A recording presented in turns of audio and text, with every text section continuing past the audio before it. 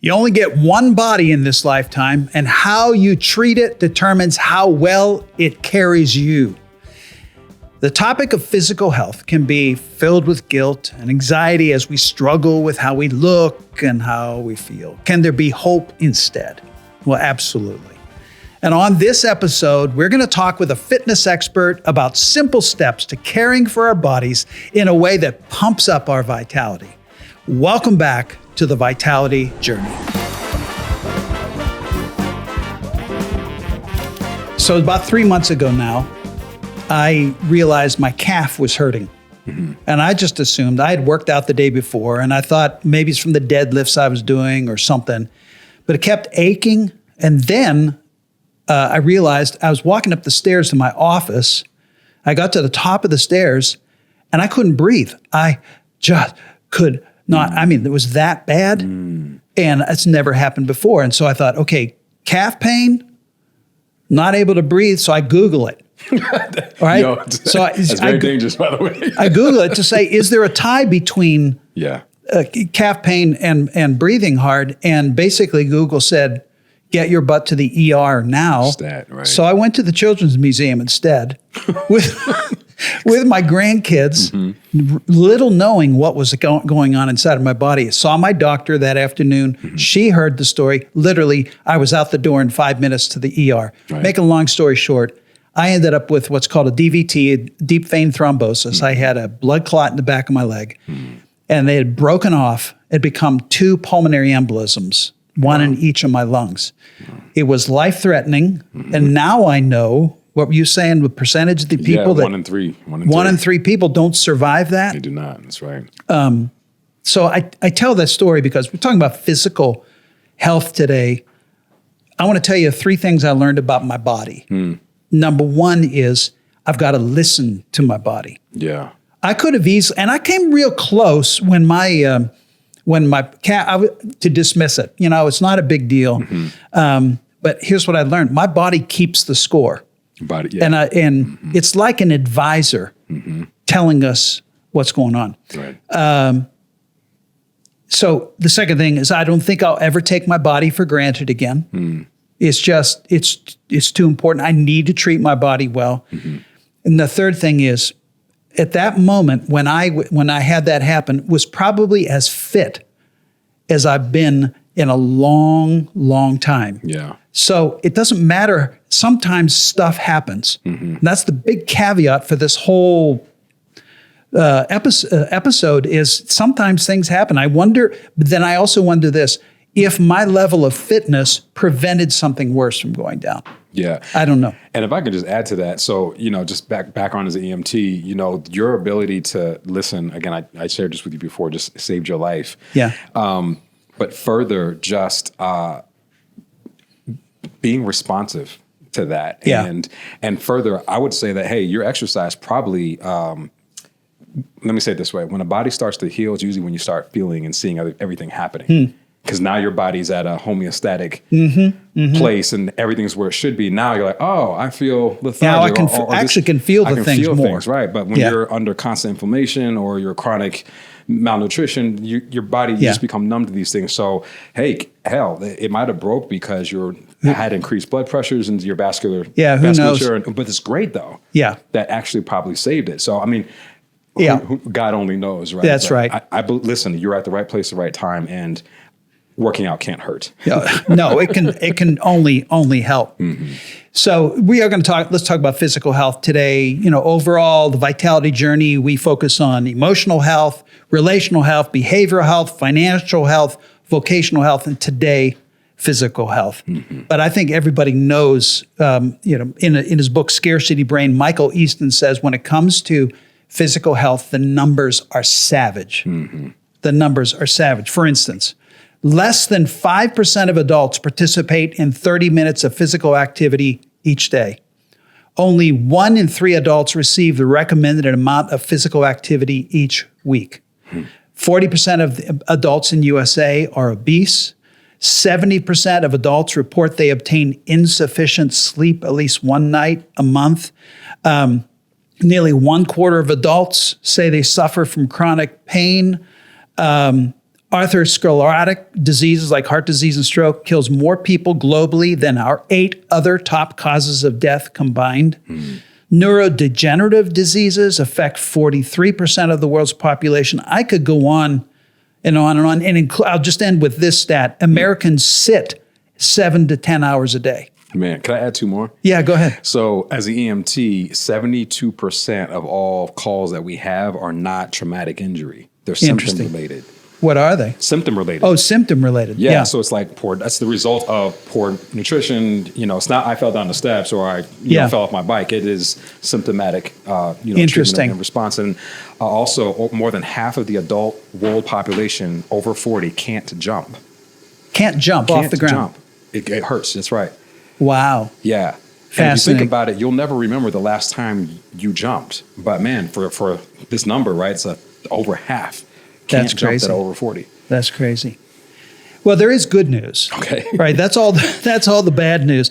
The good news is, and you know that I appreciate Dr. Peter Attia, who has written a book, Outlive. I think it's back here on the bookshelf over here, about physical health. Excellent. I highly recommend it.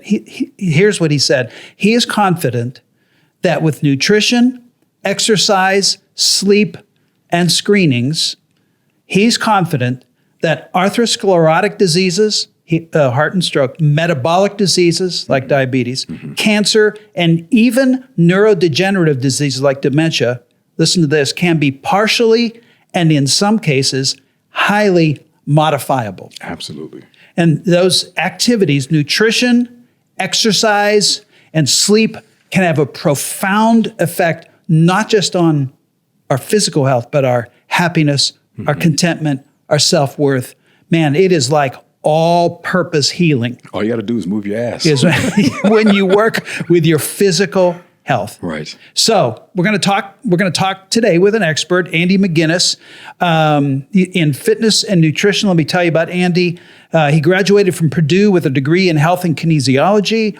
He's a certified strength and conditioning specialist, certified nutrition coach, certified personal trainer for the last 6 years. Andy and Katie and their daughter, Ava, live in central Indiana. And probably the thing I appreciate the most about Andy today is that he's my personal fitness trainer, and it has remarkably changed my life in so many ways. So, Andy, welcome to the Vitality Journey. What is up? Those are some kind words there. I appreciate it. We're off to a good start. So yeah, it's good to be here. All right, I'm going to ask you a really basic question. Why are you a fitness coach? Like, why'd you choose that line of work? Yeah, so it all started with my love of sports, to be completely honest. So I played football, basketball growing up, played in high school, and all that good stuff. And I was super, I was good. I wasn't good enough to play, in college or to make a career out of it. So we realized that at a young age, which was great. But I still loved the whole process of it. I loved all the weight room stuff. I loved all the nutrition stuff. And so I thought that would be, honestly, just kind of started with that. I thought that would be a good way to essentially pursue a career. I went to Purdue, graduated in health and kinesiology, as you mentioned, and then graduated. It was back in 2016. I moved to Dallas and started doing athletic training with some guys down there. Did that for a couple of years, and then kind of transitioned over to what we call Gen Pop, which is general population stuff. The everyday athlete is kind of what we call them. People like Dave. I've been doing that ever since. So, wait, did you just call me an everyday athlete? Everyday athlete, Dave. That's right, Dave. All right, let's go. I like that. Yeah, and I've noticed, obviously, your clients. I mean, am I one of your older clients, Andy? Yes, by age, you are one of my older clients. Yep. See that, and you have some younger clients too. That is correct. And I just want to know, every now and then, I look at your other clients, and I just see, am I like pumping more than them, or I shouldn't do that, but always good to get a gauge as to where you're at. So. Yeah, there you go. So interesting. Andy and I have been talking about this. The podcast actually for a long time, and he has known I've been talking about the Vitality Journey. So this is not news to you, But I'm just curious from your perspective and what you do and the way you see life, when you hear the word vitality, what's that mean to you, Andy? Yeah, the first thing that pops in my head is just energy, right? Like what are your vitals? Like, or does it keep you alive? What gives you the energy to do what you do, essentially? Like you talked about, there's lots of ways that you can kind of measure it, whether it's in physical strength and the weight room kind of stuff, whether it's vitality through like your finances. I think that was one of the chapters you guys were doing, whether you get vitality or energy through your health and nutrition. And the interesting thing about it, at least in my perspective, is there's a ton of different stuff that play into it, to how you get your energy, to where you get your energy from. How I live my life and what I do for a living, I find that I get a lot of vitality, a lot of energy through the health and fitness world. Yeah. And I try to kind of push that onto my clients and at least give them the roadmap to be able to live a healthier life and to have more vitality, and to kind of carry them through, tough times in your case, or just to, make small improvements over time. So all about the energy that, something gives you, all about the energy that, the weight room can give you, that food can give you, and all that good stuff. Yeah. Awesome. So let me throw out another word that's related, but I'll be curious to see how different it is to you. Fitness. Yeah. Fitness versus vitality. How would you describe fitness from your being a fitness coach? What is fitness? Yeah, I think fitness is super subjective. I think everybody is capable of some level of fitness, whether you're, the biggest person and you're obese and overweight and all that stuff. There's always, in my opinion, something you can do, whether it's, getting up and walking to your mailbox and back, right? Like that is a form of fitness. That may be the most entry level form of fitness, right? And then you see, bodybuilders and stuff like that, Arnold Schwarzenegger and people like that their level of fitness is, something that, I'm not even going to get to and stuff like that. So yeah, when I think of fitness, I think fitness will give you vitality. It'll give you that energy. It'll give you longevity and all of that kind of stuff.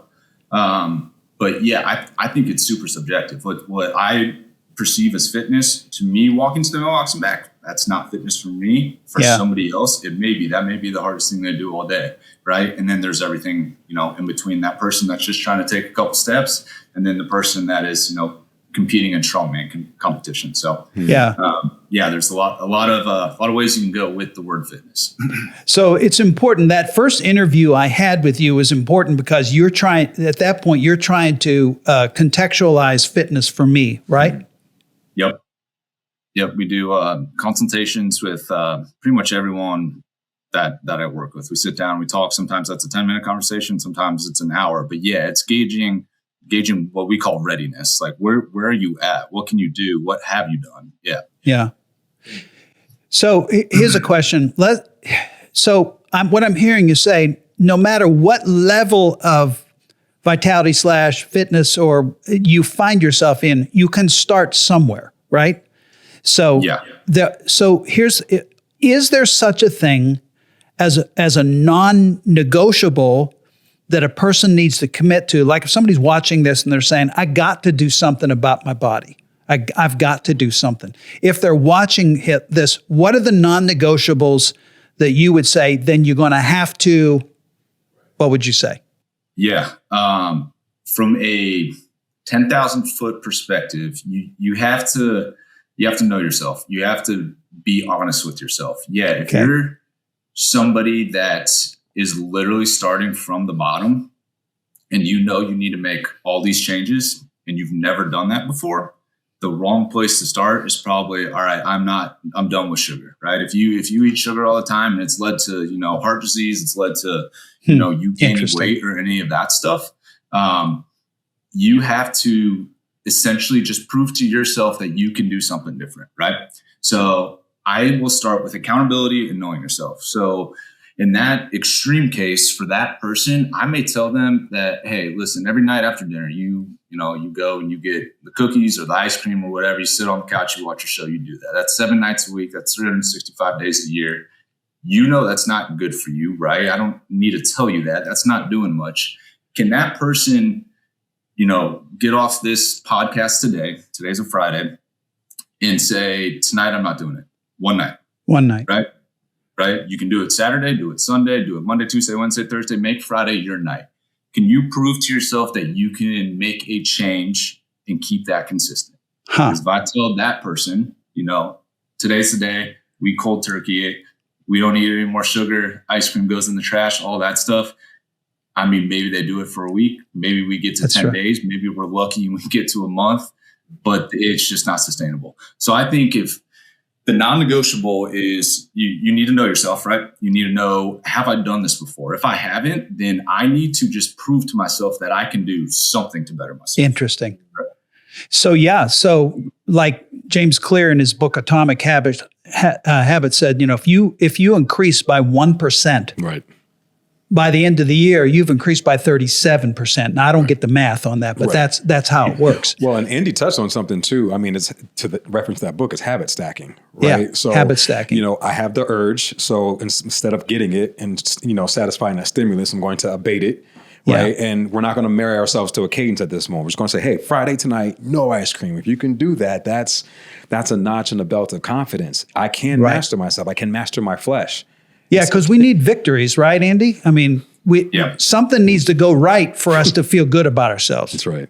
Yeah, 100%. I mean, if you have a long road, like it's daunting. It's going to take a minute. Whether the weight loss one's the easy example. Whether you're trying to lose a lot of weight, or it could be the opposite side. If you're a scrawny person and it's a body image thing, whatever, and you want to put on muscle, like it's not going to happen tomorrow. It's not going to happen next month. It's stacking little victories over time. Yeah. And the roadmap can be long. So proving, hey, I can do something today to take the first step. Mm-hmm. Then that opens the door to then, build the consistency and build all of that stuff going into it. So, okay. So here's what I'm saying, what I hear you saying. The non-negotiable is not necessarily about sugar. It's about taking the first step and start meeting that benchmark. Now, sugar may be one of those things, but what did you say? What did you say, Dimitri? Meeting a benchmark? Yeah, just setting the benchmark. Setting the benchmark. Yeah. That's right. Yeah. All right. So, discipline equals freedom. Discipline equals freedom. That's right. Okay. Discipline. The more disciplined you are, the more you'll be able to freely move your body. Yeah. Freely have a high degree of health. Yeah. So on and so on. Okay. So you've thrown out sugar as one of those. Are there other? That's a nutrition thing. Is that your statement about nutrition, or is there? Yeah, sugar is a great one to get rid of. But that was just more like of an overall example. So you kind of touched on it, but just proving to yourself that you can make a change, not even setting these huge benchmarks to hit, like making one change is the benchmark, right? Yeah. Mm-hmm. Whether that is, going back to the mailbox example, I'm not going to, get my mail in the car on the way home. I'm going to go park my car every day now. I'm going to walk down the mailbox, right? That's a benchmark. We've made a change. Mm-hmm. So the non-negotiable is just finding something you can do and something that you can do consistently. Okay. Right? Mm-hmm. You're not going to cold turkey. You're not going to stop eating ice cream. You're not going to go running tomorrow if you've never ran, right? But we can all walk. So you just gotta open the door and give yourself that grace and that runway, and just show yourself that I can make a change. I can start the process. Wow. There's a lot in that. There is. And I was going to ask, and so Andy, tell me this: is there a trap as to what motivates you to say, you know what, I need to call you? For example, is it vanity? Is it okay that I just want to work out because I want to snatch the body, or should it be because I want a health benefit? Or does it matter? Listen, at the end of the day, as long as you're moving your body, it's okay. Or is there an extreme or a trap to any of those? What do you think? The answer is, I don't care why you want to make the change. And I think all of us, there's a little bit of vanity in all of it, right? We all want to look a little better. I don't think there's anything wrong with that. It's part of the reason I work out. It's part of the reason a lot of people that I work with work out. Yep. Now, unless you're doing a competition or something to where that is the only goal. I would like to tie in, the metabolic processes that go with it, the nutritional component and all of that stuff, and kind of use the vanity as a byproduct of increasing overall health. But people come come to me with all sorts of different goals. Sometimes they don't even know their goals. Sometimes they come in and they just know they need to do something. And that's kind of why they're sitting in front of me, is to figure that out. So yeah, I think, looking better and feeling better, once you get somebody, that look in their mirror and they see themselves differently, like you kind of have them at that point, not even from a business perspective, but from like a motivational perspective. Sure. If I'm overweight and I, go up the stairs one day, my knees don't hurt, like now we're rolling, Right. now I can get you to kind of push you, can we go for a run now? Okay. Can we do a marathon? Can we, at that point, the door is open. So yeah. That's awesome. Well, let me dive deeper into the fitness side, the exercise side for a second here. And some of this is coming from what you have me do. And I'm curious why each of these is important from your perspective. Obviously, there's strength training, which is, well, I'll let you define it. Strength training, mobility training, stability training, and aerobic training. Now, is that an accurate breakdown, Andy? Those characters, those. Yeah, I mean, those are all components of strength training or health and wellness. I would say, yeah. Are you asking for like the difference between them or how they all? Well, can you touch on them? Like, let's first start with the obvious. Why is strength training important? Why is it important for me to essentially get stronger, and what it would translate to is I'm building up my muscles, I suppose. Why is strength training important? Yeah, I look at strength training as essentially like your insurance policy, right? The more muscle that you can hold on to, the more strength that you have. When something does go wrong, the more you have to kind of combat it, if that makes sense. Interesting. So I know you told your story at the beginning of the podcast. Yeah. That's the worst case scenario, right? That's a bad scenario there. But holding on to some strength just to allow your body to fight off, any sort of disease or, everything you went through, is the biggest benefit of strength training. Now that has a bunch of obviously body image things as well. It relates to, the more muscle you hold on to, the higher basal metabolic rate goes, which is essentially your metabolism, which means you're burning more fat outside of the gym. You're burning more calories, not fat, but calories outside of the gym. Yeah.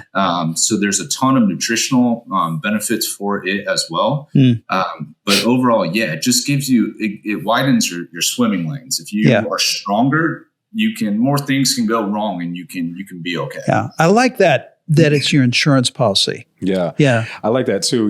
As an EMT, I think you're going to touch on mobility, functional training, like a lot of our elderly patients, when they fall, it usually results always in a pelvic dislocation, right? Like just the hip just pops out of socket, anterior, posterior, and it you're the person laying on the floor and their leg is like facing the other direction, right, the other way. But because it's like nothing's tight, everything, they haven't jumped. Everything loose. It doesn't. Yeah, and then what happens is the injury is kind of like almost secondary or tertiary. What becomes primary is the healing process. They never rebound from, right? Yeah. They don't have the strength to kind of increase that vascular dilation to keep everything tight and make sure you're getting good blood pressure from your ankles back up, right? Because they're not doing that stuff. So I would even say Atia says this, and I don't know if you'd agree with this, Andy.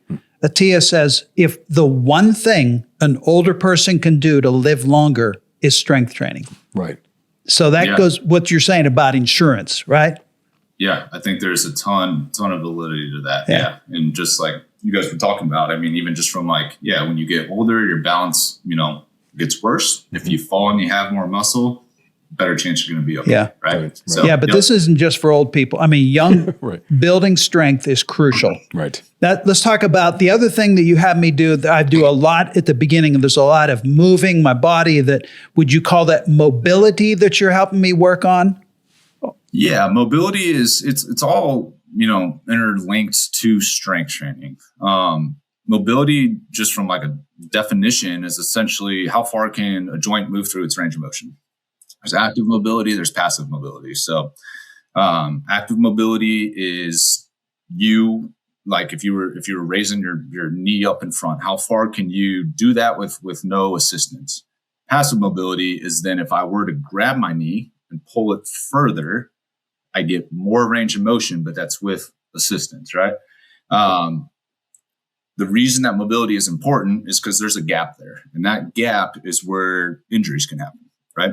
If I get pulled into a far range of motion, whether I'm weightlifting, whether I'm getting something off the counter, whether you're living your everyday life and you don't have control over that range of motion, then that's kind of where injuries happen. And that's where that gap is. So yeah, being able to be mobile, but then be strong throughout that mobility or that range of motion, that just assists kind of all the strength training things that we do.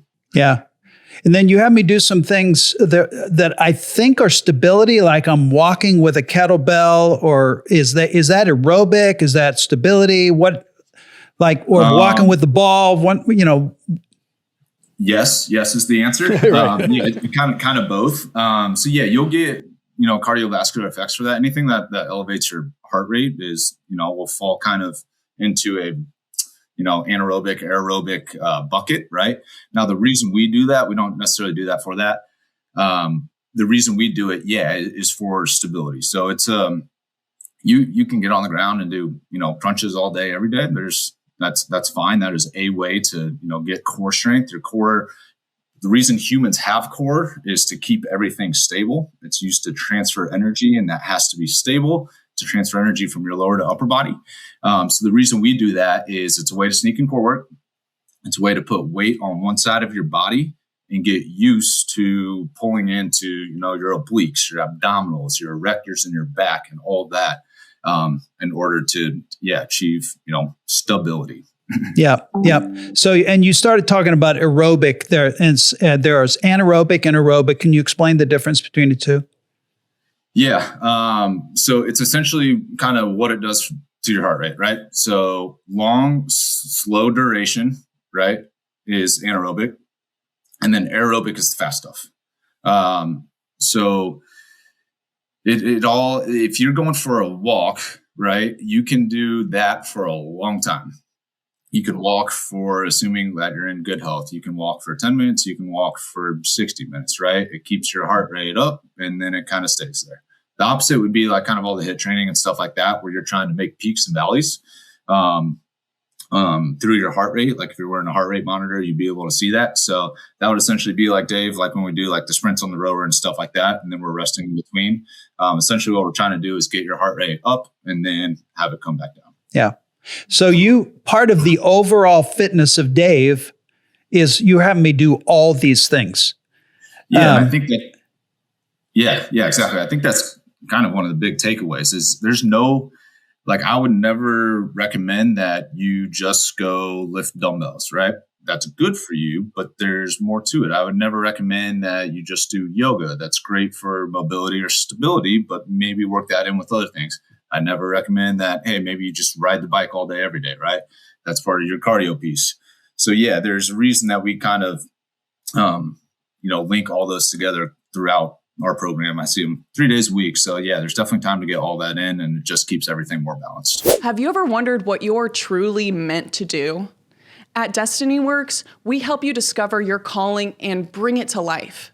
Through personal coaching, group experiences, and our vitality journey, you'll gain clarity, energy, and impact in your life and your work. No matter where you are in your journey, DestinyWorks walks alongside you. Visit destiny-works.com today and start living with purpose. Now, let's get back to the conversation.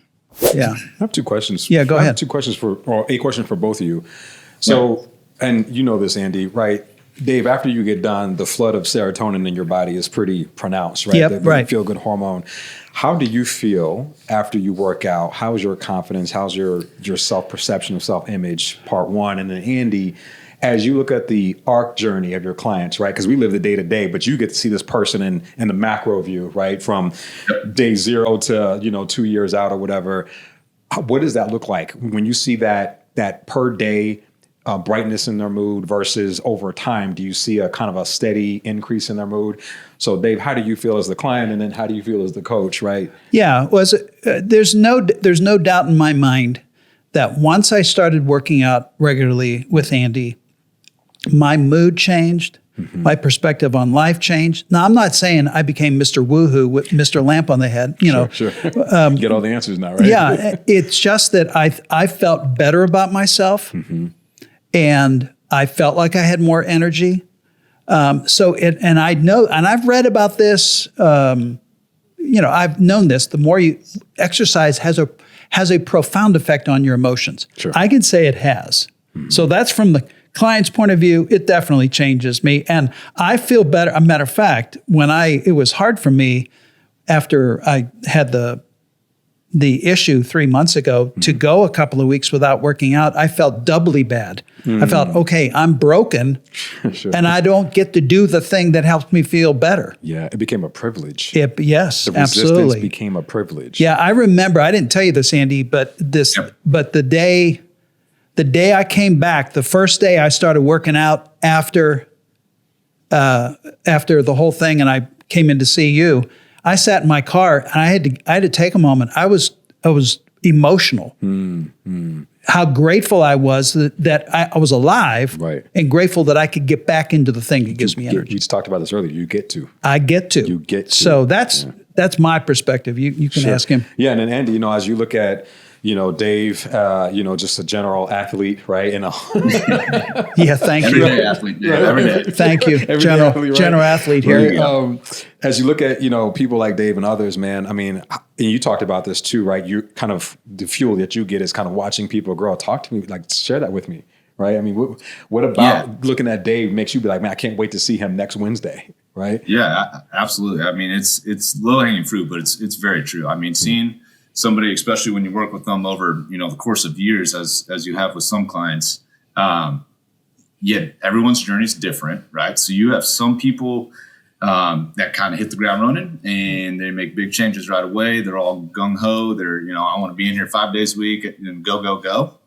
That's great. And then you have some people that, you have peaks and valleys, right? There's good weeks, there's bad weeks, there's good weeks, there's bad weeks. You zoom out far enough and, it's like a stock. It's trending upwards, even though it's kind of bouncing the whole time. Sure. It is super rewarding, like, seeing something like that happen to Dave and seeing him get better from it and seeing him being back in the weight room, what was it, Dave, 4 weeks, 6 weeks later? I mean, Yeah. It wasn't. Well, I think even last week you declared me finally back weight wise, but it took a lot of weeks to get back there. Yeah, it did. And like you touched on listening to your body. We had to do a lot of that when we first started. So we pulled way back. I mean, Dave, we were doing a bunch of stretching stuff, bunch of mobility, bunch of stability, as you mentioned, a lot of body weight stuff, just squats, just kind of seeing how your body responded to any sort of stimulus since you'd been out for a while. But yeah, I mean, it's an extreme example, but it is pretty cool. Like Dave, had something that could have literally, killed him. Right. And then weeks later, he's back in the weight room, sitting in his car before he comes in, realizing that, it is a privilege. It's not, necessarily something that, I have to go work out. I don't want to do this. It's hard, all that stuff. Not that Dave ever thought that, but that can be a mentality going into it. Right. But then, getting that privilege to then come back and bouncing back what I thought was, pretty quickly. So, seeing the whole journey of people, it is pretty cool. So can we talk a minute? Thanks for that, Andy. That's helpful. Yep. We talk a bit about motivation because you said this earlier. If it's not sustainable, you're not going to do it. So sustaining some sort of fitness and even nutrition regimen is not easy. It's hard. Right. Let's just cut to the chase. It's not easy to maintain. How does it? I know this is almost unanswerable, but how can a person stay motivated to keep at it? Yeah, it is a great question, and it's something that, like you said, I don't have a perfect answer for. It's something where I'm still exploring that studio space as well. The big thing with what I do, a lot of times, going back to the first time that I meet someone, right? We have a consultation, and that a lot of times they're coming to me for some reason. Something happened. They need to make a change. They're sick of whatever's going on. We have to go a different direction. A lot of times when I sit in front of them, that may be the most motivated they are, right? We're sitting there, we're going over things. Hey, I'm we're going to get in here a couple of days a week. We're going to do, all this strength training stuff. Maybe they thought they couldn't do, we're going to get your nutrition dialed in, X, Y, and Z, all that stuff. That's typically can be when they're at their highest. They're ready to go, they're amped up, they're ready to get started and all that stuff. Keeping people motivated long-term pulls into kind of what we talked about earlier, showing them small victories, whether it's as simple as, you couldn't do any push-ups a couple of weeks ago. We did one singular push-up today. That's great. You can move your body weight. You weren't able to do that. And keeping those on like the front of people's minds is important, because a lot of times people can come in, they're like, all right, I know I'm in Monday, Wednesday, Friday, and it's just kind of what I do. And maybe they don't realize their own progress. So, acknowledging the small victories is definitely big, and people respond differently to different things. Some people, they don't need any thumbs up. They don't need anything. They're in, they're out, they're happy, no problem. That's the minority. A lot of people, want to be told, hey, you're doing well, you're getting strong.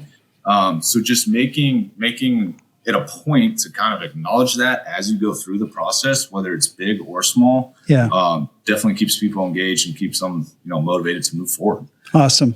Good. Man, that kind of highlights something,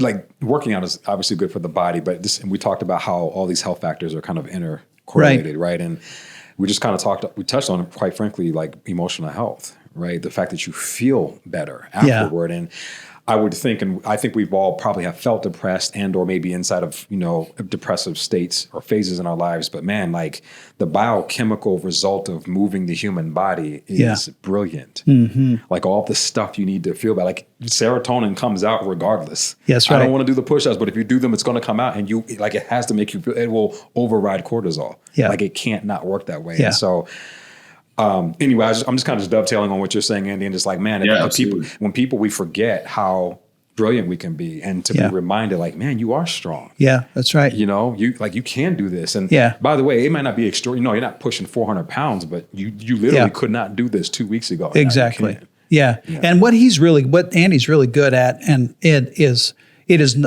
just about everything I do, what he says is good job. Mm-hmm. Good job. And I know it seems like a little thing to you, but for me, I'm going, yeah. Yeah, it is a good job. Yeah. Well, we're adult. We don't hear that. Yeah. Where do you hear that? We're adult. We get complaints. And we have bills to pay, but no one says good job. Yeah. Yeah. Thanks, Andy. Yeah, absolutely. No, it's true.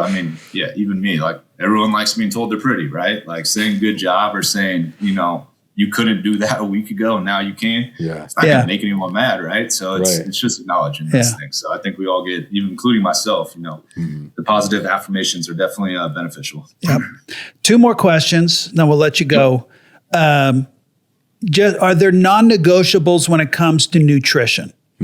Like, is there some bottom lines? If a person says, I need to eat better, what would you suggest? Yeah. You got to eat less. Okay. If you want to lose weight, that's the volume thing. Caloric deficit. Caloric deficit, is that what you're talking about? Yeah. That's the term right there. Yeah.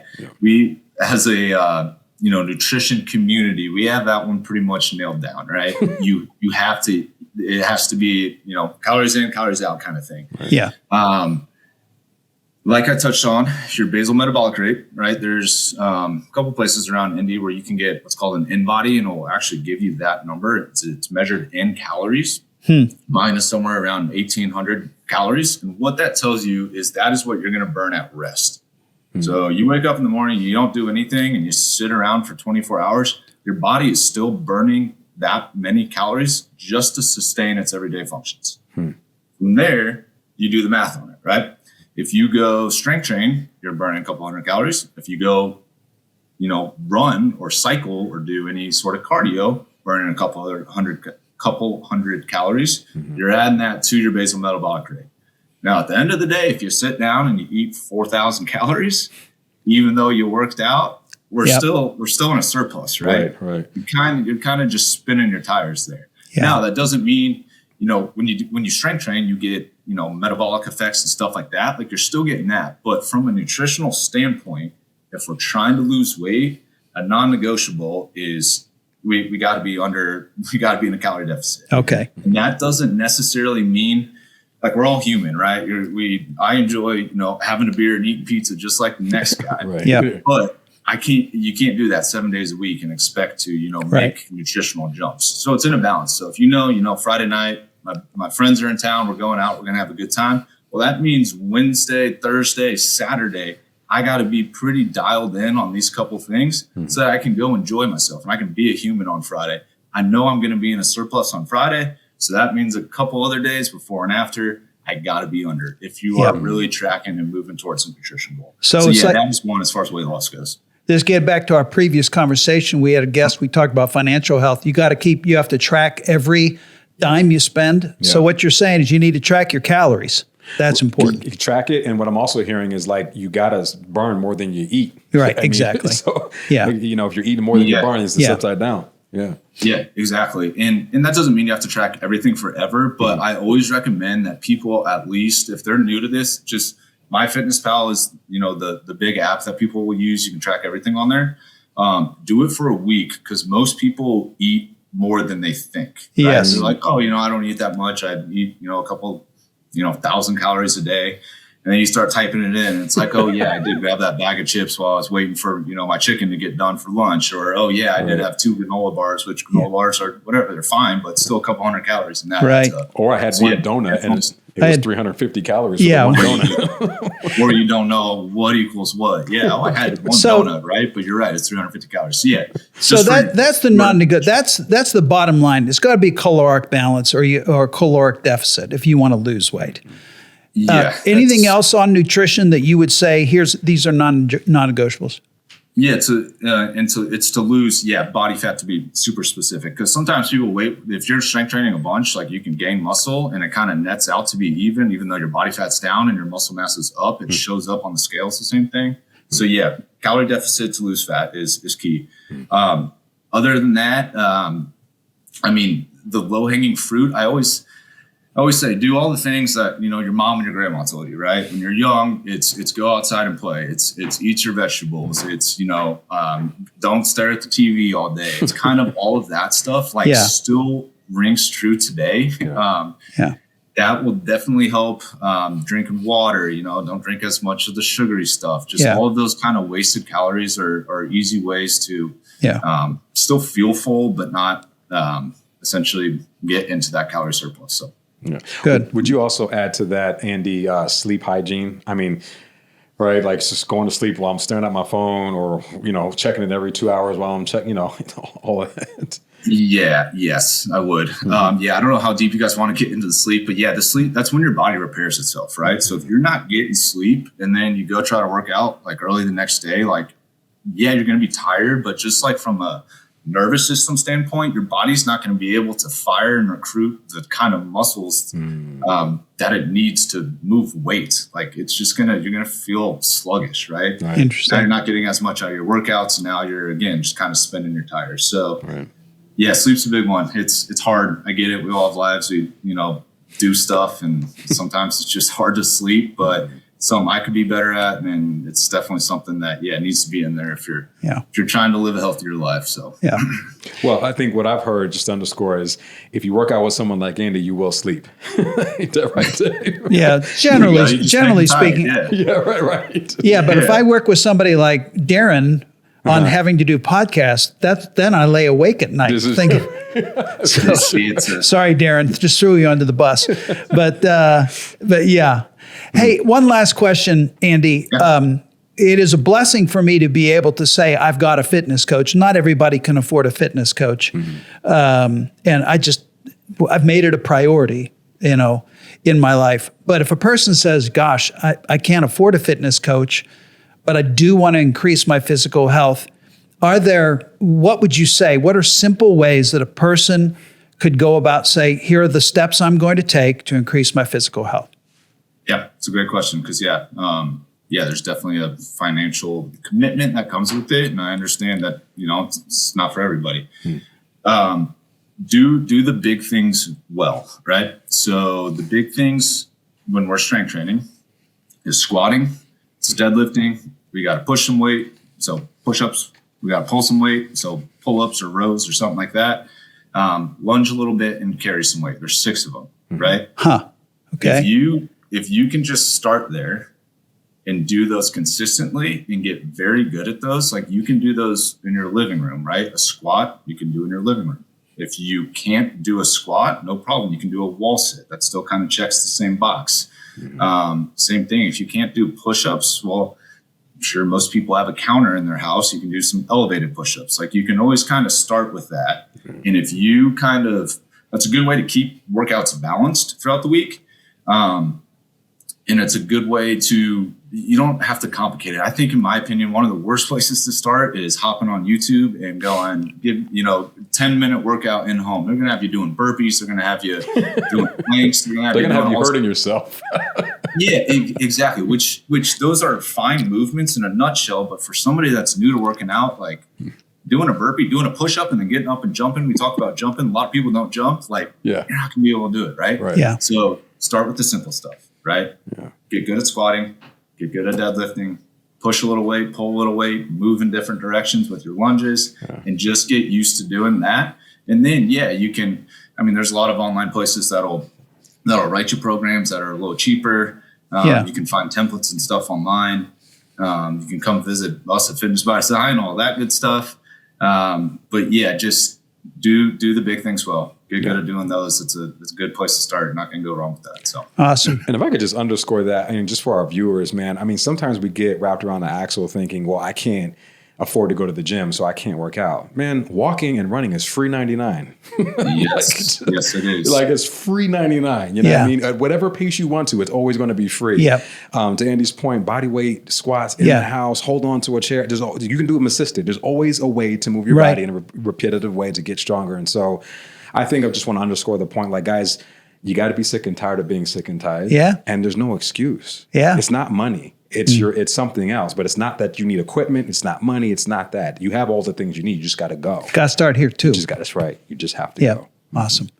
Andy. That's a great point. I mean, the barrier to entry, it's low. It's non-existent. Yeah. You don't have to go set up all these accounts. You don't have to go reach out to 10 different people. You don't have to do any of that. You can listen to the end of the podcast. Don't pause the podcast, but listen to the end of this. And then you can literally exit out of the podcast app, do some squats. It can start in 30 seconds for you. It doesn't have to. Don't wait till tomorrow. So move your body. I'm hearing you say, don't complicate it.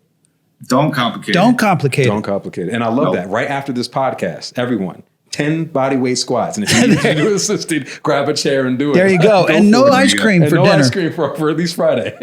No ice cream on Fridays. So, Andy, thank you. This is a great conversation. Get us moving down the road. And again, I'm thankful for your work with me, and thankful for your advice for our listeners. Yeah. Grateful. Absolutely. And Andy, can you tell, for those that are local to the area, I'm sure they'll be able to find you, but do you offer like remote plans? Can someone just reach out to you and grab a nutrition plan or consult with you online? And if so, how would our guests reach you?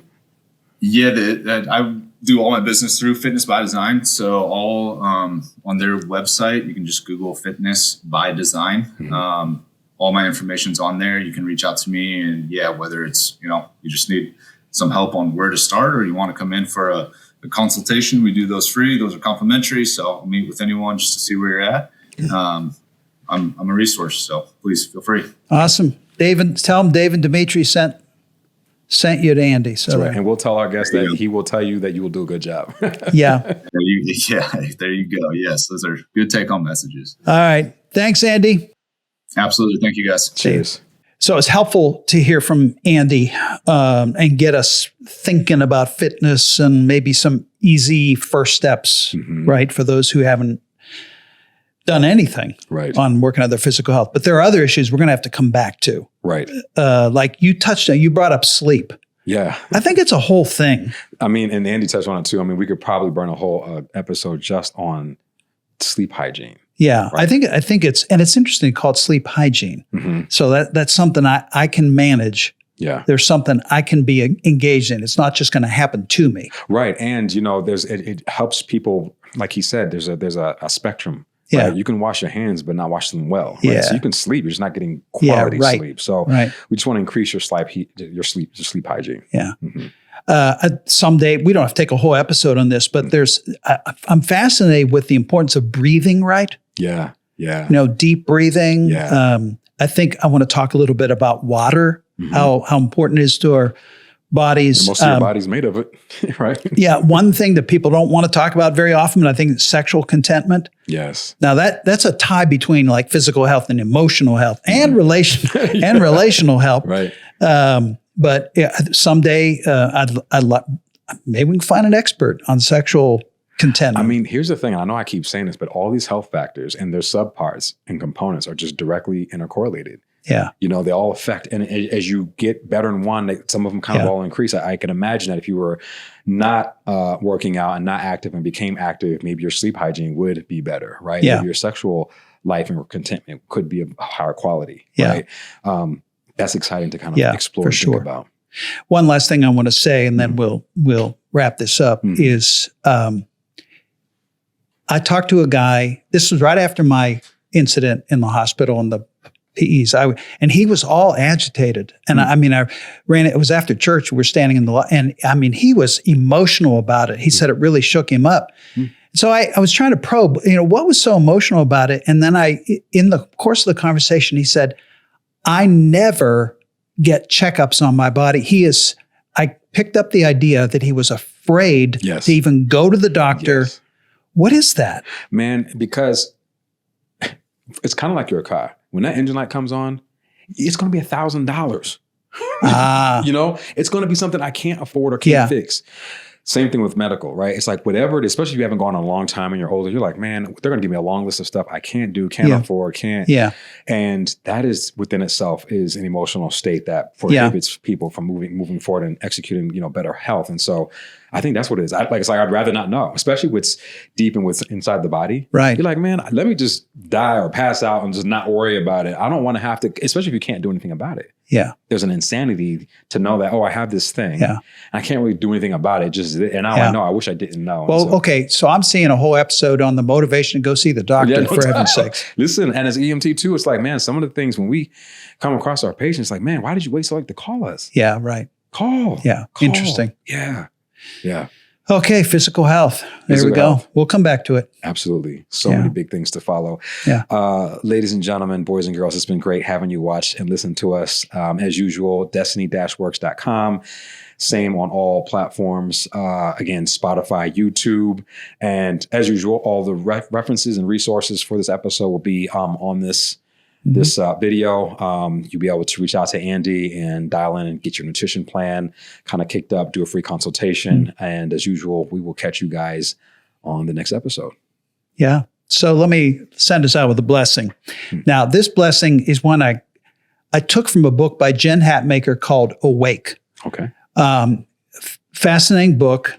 But she's talking about her body. So I took this paragraph that she wrote about her body and I turned it into a blessing. Okay. Here we go. I love this first line. May your body become your professor.